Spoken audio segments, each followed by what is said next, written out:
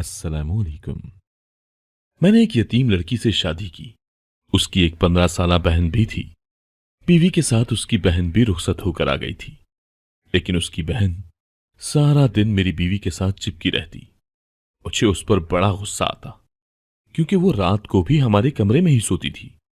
मैंने बीवी पर गुस्सा किया और जब रात उसकी बहन कमरे में आई तो जबरदस्ती उसे दूसरे कमरे में बंद कराया और फिर कमरे में वापस लौटा तो जान निकल गई। मेरी बीवी की बहन बड़ी अजीबोगरीब सी थी। वो हर वक्त डरी सहमी सी रहती और अपनी बहन के साथ चिपकी रहती। मुझे उस पर बहुत गुस्सा आता था। मैंने सोच लिया था कि उससे तो जान छुड़वा कर ही रहूंगा। एक दिन मैंने अपनी बीवी से छुपकर उसकी बहन को एक तन्हा कमरे में बंद कर दिया और जब वहां पहुंचा तो तंग रह गया, क्योंकि वहां तो मैं शादी की रात अपने कमरे में आया तो खुश सा था। मैंने मुंह दिखाई का कीमती तोहफा तो खरीदा ही था, लेकिन एक प्यार भरा तोहफा भी लाया था। मैं गजरे खरीद लाया था, क्योंकि जानता था कि लड़कियां इस किस्म के तोहफे पाकर खुश हो जाती हैं। मैंने जो ही अपने कमरे का दरवाजा खोला तो हैरान रह गया था। सामने का मंजर बड़ा हौलनाक सा था। मेरी बीवी की 15 साला बहन उसके साथ चिपक कर बैठी थी और मुसलसल रोती चली जा रही थी। ये रोना कोई आम वाला रोना नहीं था। वो तो बाकायदा तौर पर बीन डाल डाल कर रो रही थी। मुझे देखकर मेरी हानिया परेशान हो गई थी। उसने अपनी बहन को टपट कर खामोश करवाया था। मैं आगे बढ़ा और बोला, हानिया, क्या हुआ इस बच्ची को? तबीयत तो ठीक है ना इसकी? हानिया बोली, जी ठीक है। ये बस ये सोचकर परेशान हो गई है कि मैं अपनी नई जिंदगी शुरू करने जा रही हूं, तो इसका क्या होगा। मेरा दिल दुख गया था। मैंने आगे बढ़कर हिना के सर पर दस्ते शफकत रख दिया था और बोला कि तुम परेशान मत हो। अगर तुम हानिया की बहन हो तो मेरी भी बहन हो। तुम इसी घर में रहोगी हमारे साथ। हानिया, तुमने ये बात हिना को नहीं बताई थी क्या? वो बोली, नदीम, मैं इसको बता चुकी हूं, मगर बच्ची है ना, इसलिए ये बातें इसको फिलहाल समझ नहीं आ रही। वक्त गुजरेगा तो खुद ब खुद समझ जाएगी। मैंने सर हिला दिया तो हानिया डरते डरते बोली, नदीम, एक बात कहूं? मैं मुस्कुराकर बोला, हानिया, तुम्हें इजाजत लेने की जरूरत नहीं है। लेकिन उसकी बात सुनकर मैं एकदम ही बदमजा हो गया था। वो बोली, नदीम, मैं हिना को अपने साथ सुला लूं? जब तक ये संभल नहीं जाती, ये मेरे साथ सो जाया करे।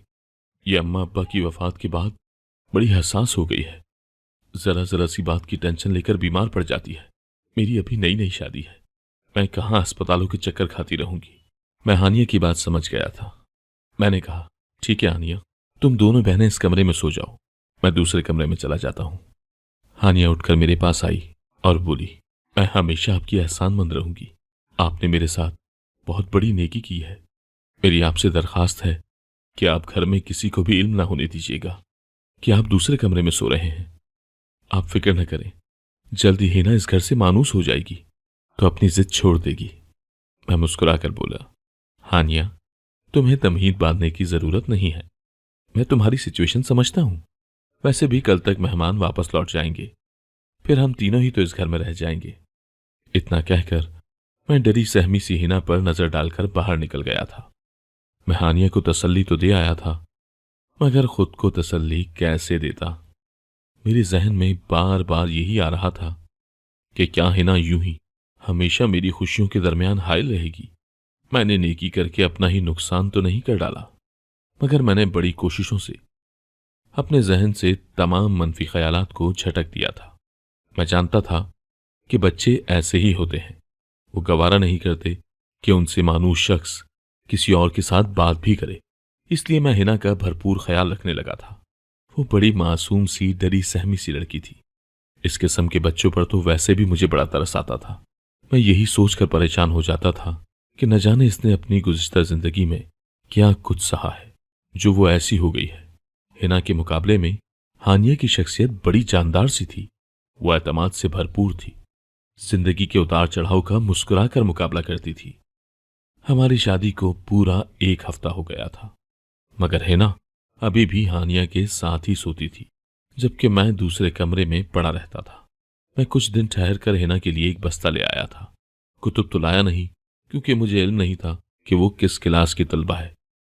मैं घर पहुंचा तो हानिया घर के कामकाज में मसरूफ थी, जबकि हिना चारपाई पर बैठकर अपनी बहन को देख रही थी। मैंने बाआवाज़ बुलंद सलाम किया और चेहरे पर मुस्कुराहट सजाकर हिना के पास पड़ी कुर्सी पर जाकर बैठ गया। हानिया की नजर मुझ पर पड़ी तो वो भागकर मेरे पास आकर खड़ी हो गई थी। उसके चेहरे पर इस्तराब फैला हुआ था। मैंने उसे नजरअंदाज किया और हिना से मुखातिब हुआ और बोला, हिना, देखो मैं तुम्हारे लिए तोहफा लेकर आया हूं। हिना मुझे देखकर रोने लगी और भागकर अपनी बहन के पीछे जाकर छुप गई। मैं हैरान था कि आखिर वो ऐसा क्यों करती है। वो हरदम खुद को यूं छुपा कर क्यों रखती है। अगर मैं ये नहीं जानता था कि जब मेरी इस क्यों के जवाबात मिलेंगे तो मुझे खुद कितना बड़ा धचका लगेगा। मेरी सारी शख्सियत हिलकर रह जाएगी। मैं उठकर खड़ा हो गया और बोला, हिना बेटी इधर आओ, मेरी बात सुनो, मैं तुम्हारे लिए तोहफा लाया हूं। मेरी आवाज सुनकर हिना के बीन बुलंद होने लगे थे। मैंने सवालिया नजरों से हानिया की जानिब देखा तो वो मुझे बड़े गुस्से में लगी थी। वो बोली, नदीम, आपकी बड़ी मेहरबानी होगी, आप मेरी बहन से दूर रहें। आप मेरे शौहर हैं। अगर हिना के लिए तो गैर महरम है ना, इसलिए आप इसे मुखातिब न किया करें। मुझे हानिया की बात बहुत बुरी लगी थी। मैं तो हिना को अपनी छोटी बहन समझने लगा था, मगर हानिया का रवैया बड़ा परेशान कुन था। मुझे भी गुस्सा आ गया था। मैं बोला, हानिया, अगर महरम और नामहरम का तुम्हें इतना ही ख्याल है तो अपनी बहन को एक नामहरम के घर अपने साथ लाई ही क्यों हो। इतना कहकर मैं दरवाजा जोर से बंद करके घर से बाहर चला गया था। बाहर निकलकर मैं सड़कों की खाक छानता रहा था। मुझे रह रहकर अपने सख्त रवैये पर शर्मिंदगी हो रही थी। हिना मुझ पर जबरदस्ती तो मुसल्लत नहीं की गई थी ना। जो मैं यूं हानिया को ताने देने लगा था वो तो मेरी मुकम्मल रजामंदी से मेरे घर आई थी। घर में हम फकत 3 लोग ही तो थे। इससे कबल मेरे घर पर खामोशी और सन्नाटों का राज था। मेरी वालिदा का इंतकाल 2 बरस पहले हुआ था। उनके गुजर जाने के बाद जिंदगी ने मुझे कड़ी धूप में ला खड़ा किया था। घर की सारी जिम्मेदारी मुझी पर थी। मैं कंवारा था और घर में अकेला रहता था, इसलिए कोई काम वाली भी मेरे घर काम करने की हामी नहीं भरती थी।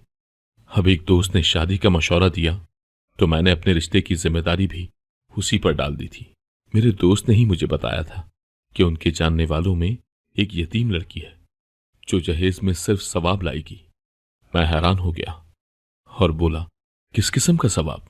उसने बताया कि हानिया की एक नौउम्र बहन उसी के साथ रुखसत होकर घर आएगी। तुम उसकी पढ़ाई लिखाई, खाने पीने पर जितना भी पैसा लगाओगे वो तुम्हें सवाब की सूरत में अगले जहां में मिल जाएगा। फिर लड़कियों के जवान होते हुए देर ही कितनी लगती है, उसकी शादी करके रुखसत कर देना। मैंने खुले दिल के साथ हामी भर ली थी, क्योंकि मैं अल्लाह के फजल से इतना कमाता था कि बाआसानी उसका खर्चा बर्दाश्त कर सकता था। अगर मैं कहां जानता था कि हिना तो अजीब ही किस्म की बच्ची होगी। वो तो मेरे गले की हड्डी बन जाएगी, जो मुझसे ना उगली जा सकेगी और ना ही निगली जा सकेगी। लेकिन मैंने फैसला किया था कि मैं चंद रोज मजीद सब्र से काम लेकर देखता हूं कि हिना का रवैया ठीक होता है या नहीं। फिर ही मैं किसी किस्म के नतीजे पर पहुंचूंगा। मैं रात गए घर लौटने लगा तो होटल से खाना भी ले गया था। मैं जानता था कि हानिया मुझसे सख्त खफा होगी। मैं उसकी नाराजगी दूर करना चाहता था। मैं घर के दरवाजे पर खड़ा था जब मेरे कानों में हिना की आवाज गूंजी थी। वो कह रही थी, हानिया, क्या अब तुम्हें तलाक हो जाएगी तो मेरे साथ वापस चली जाओगी, जहां सिर्फ तुम और मैं रहेंगे। किसी तीसरे का वजूद बर्दाश्त ही न करना पड़ेगा। हानिया एकदम गुस्से से बोली थी, अपनी बकवास बंद करो हिना। हिना की हंसी की आवाज आई थी। फिर वो बोली, अब तो घर में तुम्हारा खड़ूस शौहर नहीं है, अब तो मुझे मेरे हकीकी नाम से पुकारो। मैं हिना की बात सुनकर हैरान रह गया था। हिना का कोई और नाम भी था क्या जो मुझसे छुपाया गया था? लेकिन क्यों? मेरे दिमाग में इतने क्यों जमा हो गए थे कि अब मुझे घुटन होने लगी थी। मैंने दरवाजा खोला और घर में दाखिल हो गया। हानिया की नजर मुझ पर पड़ी तो वो भागकर मेरे पास आई और बोली, नदीम, आप कहां रह गए थे? मैं आपकी फिक्र में घुलती जा रही थी। मैं ये देखकर खुश हो गया था कि हानिया के चेहरे पर नाराजगी का नामो निशान तक न था। हम दोनों बातें कर रहे थे कि हिना एक बार फिर से रोने लगी थी। वो बोली, हानिया, तुम इसके साथ बात मत करो, ये मुझे गुस्से से देखता है। तुम्हारा शौहर गंदा है। हानिया ने मुझे शाकी नजरों से देखा था। मैंने अपनी सफाई दी और कहा, क्यों हिना बच्चे, मैं क्यों आपको घूरने लगा? हानिया बोली, नदीम, मैंने कहा भी था कि आप मेरी बहन को मुखातिब मत किया करें। इतना कहकर वो हिना को हाथ से पकड़कर कमरे में ले गई और मैं सहन में अपना सा मुंह लेकर खड़ा रह गया था। लेकिन अब मेरे 14 तबक रोशन हो चुके थे। कुछ न कुछ तो गड़बड़ जरूर थी। मैं तो इस सबको हिना का बचपना समझे बैठा था, मगर यहां तो किस्सा ही कुछ और था। मेरे दिल में शक का बीज उग चुका था और मैंने सोच लिया था कि हानिया पर सख्ती करूंगा तो वो खुद ही अपना राज खोल देगी। सुबह हानिया मामूल के मुताबिक नाश्ता बना रही थी जब अचानक रुक कर बोली, नदीम, आप हिना के लिए स्कूल का बस्ता क्यों लेकर आए थे? मैं हानिया के कल वाले रवैये की वजह से गमजदा सा था, इसलिए मुख्तसर जवाब दिया और कहा, मैं चाहता था कि हिना अपनी तालीम जारी रखे। हानिया हंसती और बोली, कौन सी तालीम? हिना ने तो स्कूल का मुंह भी नहीं देखा। इसे तालीम का शौक नहीं था, इसलिए हमने इसे स्कूल में दाखिल ही नहीं करवाया था। मुझे हानिया की बात अच्छी नहीं लगी थी, मगर चूंकि मेरा मूड पहले से ही खराब था, इसलिए मैं किसी किस्म के बहसो मुबाहिसे में नहीं पड़ना चाहता था। मैंने अपना खाना खत्म किया और ऑफिस के लिए निकल गया, मगर हिना का वजूद मुझे खटक रहा था। उसकी अजीबो गरीब हरकतें, मुझे देखते ही रोने लगना, फिर मेरी और हानिया की तलाक पर खुश होना, ये सब क्या था? हिना कोई नन्ही बच्ची तो थी नहीं, वो पूरे 15 साल की थी। इस उम्र में तो लड़कियां बड़ी समझदार और सुलझी हुई होती हैं। यकीनन यहां मामला इतना सीधा नहीं था जितना मुझे लग रहा था। शाम में भी हिना ने मुझे जज करने की पूरी तैयारी कर रखी थी। मुझे देखकर वो अजीब अजीब हरकतें करने लगती थी। मैं हानिया से बात करने लगा तो वो उसको हाथ से पकड़कर कमरे में ले गई। हानिया थोड़ी देर बाद कमरे से निकलकर बोली, नदीम, आप खाना खाकर अपने कमरे में चले जाएंगे तो हम दोनों बहनें भी आकर खा लेंगी। हिना जिद कर रही है कि जब तक आप बाहर बैठे हैं तब तक वो बाहर नहीं निकलेगी। मुझे गुस्सा तो बहुत आया था, मगर खुद पर काबू डालकर बोला, ठीक है, हिना बाद में खाना खा लेगी, कम से कम तुम तो मेरे साथ आकर बैठो, तुम तो मेरे साथ खाना खाओ। हानिया के जवाब ने मेरे अंदर आग लगा दी थी। वो बोली, नदीम, आपको तो पता है ना कि हिना कितनी जिद्दी है, घर में तूफान खड़ा कर देगी, इसलिए आप मेरी माजरत कबूल कर लें। हानिया इतना कहकर कमरे में चली गई थी। अब मैं अपने आपे से बाहर हो गया था। मैं खुद पर काबू न पा सका और कमरे की तरफ बढ़ा। हानिया की आवाज आ रही थी। वो हिना को कोसने दे रही थी। कह रही थी, हिना, काश अम्मी अब्बू के साथ तुम भी मर जाती, कम से कम मेरी जिंदगी तो जहन्नुम न बनती। न जाने तुम मेरे किस गुनाह की सजा हो। मैं दरवाजा खोलकर अंदर चला गया था और हिना को कलाई से पकड़कर खींचता हुआ बाहर ले आया था। हानिया भी बौखला गई थी। वो मेरे पीछे भागी थी और बोली, नदीम, ये आप क्या कर रहे हैं? छोड़े मेरी बहन को, आप अपने होश में तो हैं। मगर सच्ची बात तो ये थी कि मैं हरगिज अपने होश में ना था। अगर होश में होता तो ये सब करता। मैंने हिना को एक अलहदा कमरे में बंद कर दिया था और हानिया का हाथ पकड़कर उसे अपने कमरे में ले आया था। मैं बोला, अब मुझे सच सच बता दो कि तुम्हारी बहन ये सब क्यों करती है। हानिया का चेहरा जर्द पड़ चुका था। वो मुसलसल रोती चली जा रही थी। वो बोली, आपको अल्लाह का वास्ता है नदीम, मेरी बहन को छोड़ दें, वो बहुत हसास है, वो डर से मर जाएगी। वो एक रात तो क्या, एक लम्हा भी मेरे बगैर नहीं गुजार सकती। मैं चिल्ला कर बोला, क्यों? आजकल के तो छोटे छोटे बच्चे भी अपनी मां के बगैर रह लेते हैं। ये किस किस्म का बहन चारा है कि तुम्हारी बहन तुम्हारा साया ही बन गई है। मुझे ये सब बिल्कुल भी पसंद नहीं है और ना ही मैं ये सब बर्दाश्त करूंगा। मैंने हानिया को घूर कर देखा और कहा, तुम अपना ये रोना धोना बंद करो। मगर उसके रोने में और तेजी आने लगी थी। मैं हानिया के कमरे से बाहर आ गया और बाहर से कुंडी लगाकर अपने कमरे में आकर मैंने दरवाजा बंद कर लिया था ताकि हानिया और हिना का शोर थम जाए।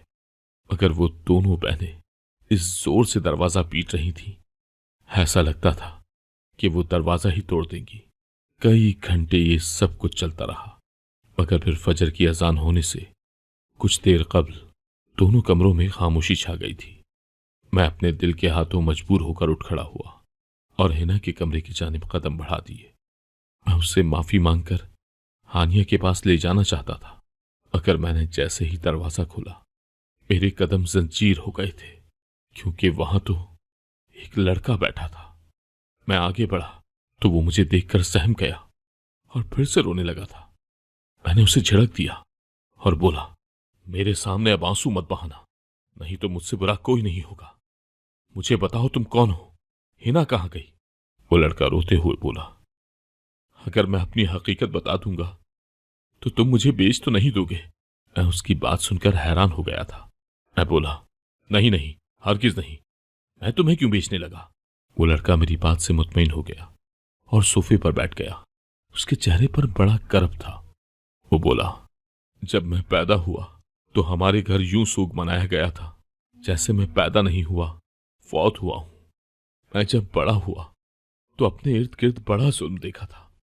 मेरे अब्बा अम्मी को एक बहुत मोटे डंडे से मार मारकर नीलो नील कर देता था और मेरी तरफ इशारा करके कहता था, मेरे लिए ये तो काबिल कबूल होता कि तू बांझ होती, मगर ये तूने क्या गजब कर दिया।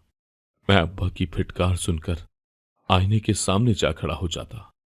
हानिया कहती, अब्बा की बातों पर ध्यान न दिया करो, तू तो बहुत प्यारा है, लेकिन मैं प्यारा होता तो क्या मेरी वजह से मां को मार पड़ती? मैं हानिया से पैसे मांगता तो वो 2 रुपए का नोट थमा देती थी। मैं भागकर दुकान जाता और अम्मी के लिए अपनी पसंद की टॉफी ले आता।